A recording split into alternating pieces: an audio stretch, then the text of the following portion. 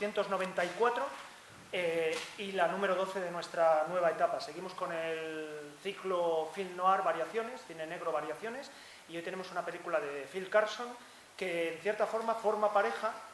valga la redundancia, con la película de la semana pasada, con la película de Gordon Douglas, Corazón de Hielo, aunque no es que sean películas iguales, digamos que tienen más en común entre ellas de lo que pueden tener, por ejemplo, con una película como They Live by Night, Los amantes de la noche de Nicolas Ray. Bueno, hay una expresión que es muy habitual entre los aficionados al cine, entre los cinéfilos,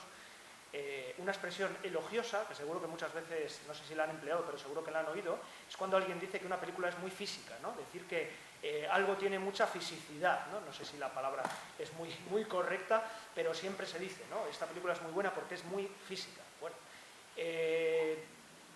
no sé muy bien a qué nos podemos referir cuando decimos que una película es física, pero la expresión, ya digo, es muy común. Por ejemplo, con el cine del oeste, con el western, se utiliza mucho, ¿no? Se elogia mucho y el western realmente es bueno cuando es muy físico. También se puede decir que, hombre, no hay ninguna película buena que no sea física, pero yo creo que se refiere sobre todo, por un lado, a una relación de los personajes con el espacio en el que se desenvuelven. Entonces eso, claro, en el western, por ejemplo, si el western realmente da una sensación telúrica y una sensación de tierra terrenal y de esfuerzo y de que los cuerpos realmente están integrados en su entorno, pues bueno, es algo realmente a elogiar. Luego hay otra expresión que sería, yo creo, muy acorde con el cine de Phil Carson, aunque él también tiene algunos westerns que son realmente excelentes, que yo creo que se refiere a un sentido más de la violencia, un sentido físico en el sentido de peleas. Phil Carson es un cineasta en ese sentido muy famoso por sus peleas y por la violencia física en sus películas. Esa fisicidad realmente, esa denominación, pues yo creo que le va muy bien a su cine. Esto además es interesante, yo creo, además en nuestros días, porque ahora mismo el cine, hay excepciones, como siempre, pero el cine yo creo que por el digital, por las filmaciones o las grabaciones, como se dice ahora en digital, yo creo que se ha perdido mucha fisicidad, siguiendo un poco empleando la palabra. Realmente el cine ahora, el digital, tiene muchas veces una dificultad en capturar la fuerza o la presencia de los cuerpos, lo cual es muy interesante. El cine quizás se ha vuelto visualmente más plano en ese sentido, y luego incluso en el debate se podría comentar un poco si alguien tiene alguna opinión al respecto, porque yo creo que es algo muy llamativo, o si nadie lo ha notado. Pero yo creo que desde hace años que se ha extendido el digital, es complicado. Se pueden filmar los cuerpos de otra manera, y realmente hay cineastas muy dotados que lo hacen, pero por algún motivo la filmación en celuloide sigue teniendo mucha más fuerza a la hora de capturar los cuerpos y la acción de los cuerpos dentro del encuadre y la densidad de los cuerpos o de los rostros, porque la película que vamos a ver, por ejemplo, hoy es una película muy basada en los primeros planos. Realmente, además, tiene un reparto muy potente en lo relativo a figuras secundarias, actores de carácter. Algunos se hicieron después todavía mucho más famosos, como Lee Van Cleef, que es uno de los protagonistas, y el propio protagonista, John Payne, que además trabajó posteriormente con Carson en alguna otra película, realmente se adaptaba muy bien a su estilo, y también, bueno, es un actor muy querido por parte de los aficionados también, porque se le identifica mucho con algunas grandes películas de Alan Dwan, por ejemplo, en los 50, y es un actor realmente muy particular. El propio actor tiene su rostro es muy potente, y van a ver además que esta es una película en la que, ya digo, la presencia de los rostros, a veces incluso uno en primer término, otro en segundo término, pues le da un poder visual muy fuerte y expresivo. Realmente, al ser una película que además es una película barata, de serie B, una producción de Edward Small, no tan miserable como otras que había rodado el propio Carson o que había producido o iba a producir Edward Small, pero también es una manera, digamos, de disimular muchas veces las carencias de presupuesto y de otorgar fuerza a la película utilizando otro tipo de recursos. Yo creo que eso, bueno, es una cosa, claro, de pura lógica, pero claro, aquí Carson tuvo la suerte o la inteligencia de contar con una serie de actores, ya digo, que son muy poderosos, también en sus cuerpos, porque hay algunos que son auténticas moles. El propio John Payne es un tipo grande y corpulento, Neville Brand también es otro de los tipos más mal encarados del cine, con el cual contó después Carson para hacer de Al Capone, y es curioso porque este actor hizo 2 veces de Al Capone también en una película, en una biografía que hay sobre George Raft. Es curioso. Bueno, lo van a ver y luego podemos abundar un poco y contar un poco más cosas del reparto, pero realmente es un elemento que le da, ya digo, esa fisicidad, ese elemento físico del que estaba hablando, y sobre todo ese gusto en la caracterización de unos personajes que son secundarios, pero hay pocos personajes en la película además, y todos en realidad tienen una importancia casi parangonable a la del propio protagonista. Bien, muchas de las cosas que dijimos la semana pasada en torno a Gordon Douglas se podrían repetir en relación con Phil Carson.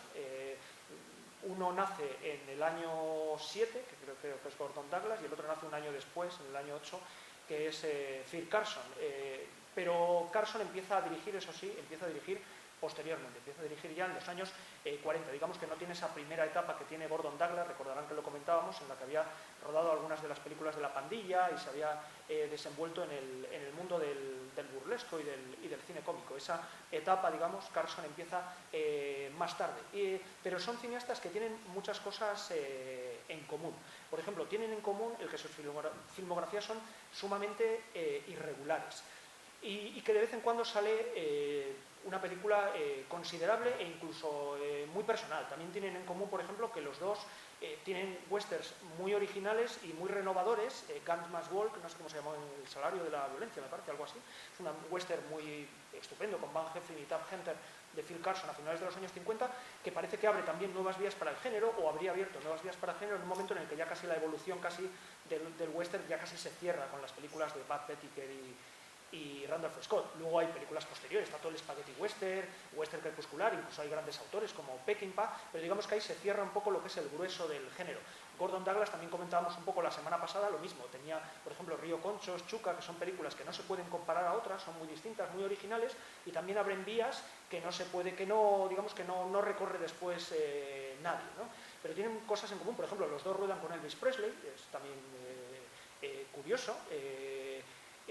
No es que sean precisamente sus mejores películas, pero digamos que son, claro, son profesionales que eran tan competentes que incluso para películas de las de Elvis Presley, que estaban siempre un poco prefabricadas, aunque ya digo que para mí son un poco también placer culpable, porque siempre es un placer ver a Elvis en la pantalla, pero digamos que, claro, como cine son lo que son, y siempre se buscaba, pues bueno, cineastas más o menos competentes, y alguno de ellos incluso llegó a hacer alguna gran película, como por ejemplo Don Siegel, que tiene un gran western también con Elvis. Bueno, tienen muchos parecidos, ya digo, tienen películas en los años 40, que es un poco donde arranca la carrera de Phil Carson, del género, digamos, mitológico, aventurero, películas baratas de serie B que no están entre lo mejor quizás de sus carreras, pero en el caso de Phil Carson yo creo que hay cierta originalidad que quizás le distingue un poco de Gordon Douglas y cierta constante en sus temas. Es curioso porque Phil Carson, que terminó rodando, se adaptó muy bien a los años 70, aunque yo creo que solo rodó un par de películas, terminó haciendo dos películas que el género casi podrían ser películas de Phil Carson, lo cual es muy, muy interesante, cosa que por ejemplo a Gordon Douglas no le pasó. ¿Y cuáles son esos temas? Es curioso, aquí volvemos un poco al tema de la autoría, no voy a volver a dar la tabarra con lo de la semana pasada, pero volvemos un poco al tema de la autoría. ¿Es Phil Carson un autor? ¿No lo es? Bueno, tampoco importa mucho. Es cierto que es alguien que tiene unos estilemas visuales que se repiten muchísimo en sus películas, sobre todo en la filmación de la violencia, y lo van a ver hoy en la película de hoy, aunque no es la más violenta de Phil Carson en ese sentido, las tiene incluso con peleas y puñetazos y palizas todavía más explícitas y más extremas que la que vamos a ver hoy, y hoy la de hoy tiene unos cuantos bofetones bastante dolorosos, ya verán, pero todavía tiene otras donde lo lleva más lejos. Y también un estilo ya digo, de plasmación de la violencia, un gusto además por plasmarla, que tiene mucho que ver, claro, con la generación a la que él pertenece, que precisamente se llama la generación de la violencia, aunque, para mi sorpresa, a Carson nunca se le suele nombrar. Se suele nombrar siempre a Richard Brooks, a Sam Fuller, a Nicola Ray, incluso a Anthony Mann. Hay una serie de cineastas que se les considera los cineastas de la generación de la violencia, así se ha denominado. Sin embargo, a Carson no se le suele meter, no se le suele nombrar, y es sorprendente, porque yo creo que Carson es uno de los cineastas más violentos de toda la historia del cine, y el tema de la violencia le interesaba, y le interesaba sobre todo cómo plasmar la violencia, y cómo casi agarrar al espectador por las solapas, y esta película de hoy, por ejemplo, es una película que realmente es de estas de agarrar al espectador, de que el espectador se agarre al asiento desde el principio, y claro, luego lo hacía a partir de una serie de recursos visuales que son muy reconocibles en Phil Carson, no en todas sus películas, en las más personales son las que se les nota más a gusto, que son sobre todo las películas policíacas, las películas de cine negro. Este tipo de cosas pasan siempre por un control en Carson, un control muy exhaustivo del encuadre. Es uno de estos cineastas, que no había muchos en Hollywood, que preocupadísimos por el encuadre siempre encuadraban ellos mismos. Hay grandes cineastas que no lo hacían, controlaban el encuadre de otra manera. Yo creo que el tema del encuadre era una cuestión de los sindicatos, ¿no? Debía haber algún problema que tenían que encuadrar los operadores, los directores de fotografía. En el caso de Carson se produce el caso, como sucedía se produce, ya digo, esta actividad que no era muy común, pero que comparte, por ejemplo, con Anthony Mann, con Richard Fleischer, que son cineastas, no nos vamos a engañar, superiores a Carson, bastante superiores a Carson, pero en los que se aprecian también ciertos parecidos con el cine de Phil Carson, sobre todo, ya digo, el control del encuadre. Esta película, y en Kansas City Confidential, aun siendo una película muy representativa de Carson, por un lado, quizás en otro sentido, quizás no se note tanto esto como en otras, pero notarán, aquí se va a notar, y en otras ya digo que se nota de forma todavía más trabajada y más fuerte, el control del encuadre en el sentido de tener un primer plano en primer término, otro en segundo, composiciones que a veces parecen casi de TVO, es decir, muy medidas, muy ajustadas. Es un hombre realmente de planos, es un hombre de planos. Pero sucede como siempre, claro, cuantos más medios tenía, más tiempo, pues mejor, siempre era mejor. Por eso digo que en esta película, que gusta muchísimo al público, es una cosa curiosa, yo he estado en la primera sesión y a la gente le ha dicho gente, joder, qué película más entretenida, más bien, también porque el guión es muy hábil, es un guión muy hábil, y la película tiene, ya digo, mucha violencia, incluso enlaza con cosas que al público le suele gustar mucho, el cine de los años 70, por ejemplo, que esta película anticipa en cierta forma, pero también yo debo reconocer que no es la película de Carson que más me gusta, y que hay otras que yo creo que están más logradas que esta, pero por otro lado es una película muy representativa y muy interesante para introducirse, digamos, en el mundo de Carson. Bueno, ¿por qué le gustaba tanto a Carson la violencia? ¿Por qué?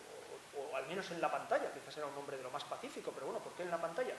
Es muy interesante porque temáticamente las películas de Carson tienen las personales, digamos, las que se notaba que había trabajado en temas que le interesaban, tienen siempre una constante, que es un poco como el tema de la indignación y la venganza, a veces también, y la segunda oportunidad, o la dificultad de una segunda oportunidad por culpa del entorno, por culpa de las instituciones, o por culpa de la corrupción, que es otro de sus temas prioritarios. Es un hombre que está siempre como un poco indignado, y en sus propios personajes siempre se muestra un poco como la indignación hacia todo. Hay un momento aquí, casi al arranque de la película, en el que el personaje de John Payne se encara con unos policías, que ya verán ustedes lo que le han hecho. Y es un momento muy Carson, eso es muy típico, ¿no? Es porque él le está hablando a los policías, les dice thanks for nothing, ya verán, gracias por nada, con mucha dignidad, pero en realidad esa indignación va mucho más, va a una frustración que va casi a todo el conjunto de la sociedad y las instituciones, la propia policía, de la cual se hace aquí un retrato casi elíptico, pero ya verán ustedes cómo se los pone. Y eso, ya digo, en Carson aparece en muchas de sus películas policíacas, siempre. La crítica, el odio y una especie de canalización por medio de la violencia de esa especie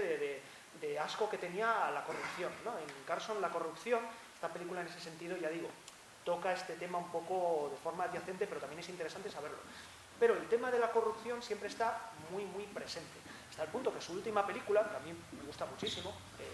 una película del año 75 que se llama Framed, que podría ser también el título de muchas de las otras películas de Carson. Framed es una expresión que hay en inglés que no sé cómo se podría traducir, pero es como que te meten en que te la han jugado, vamos, que te la han jugado. No sé si alguna palabra podría ser, pero es complicado traducirlo, ¿eh? Es como cuando hay una especie de complot en la que te la juegan, ¿no? Lo típico que se preparan un atraco perfecto y tienen un tipo que termina en la cárcel pagando los delitos que han cometido otras personas. Eso sería Framed. Bueno, pues la última película de Carson es curioso porque resume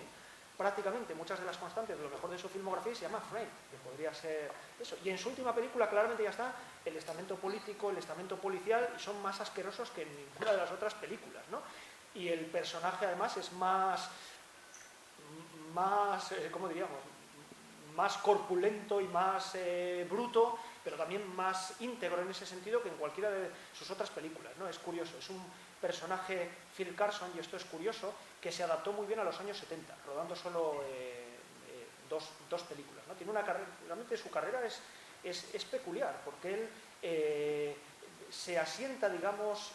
casi en la industria con una película basada en una novela de Sam Fuller que se llama Scandal Seed, que yo creo que no sé si se estrenó en España en su día, que es un pequeño éxito, pero luego, aunque tiene pequeños éxitos, es un hombre que nunca tuvo un gran éxito. Era valorado por la industria. Rueda, por ejemplo, con La Columbia, el western este que les citaba antes, le había gustado mucho a Harry Cohn y fue una película de cierto éxito, pero nunca tuvo un hit, nunca tuvo un hit.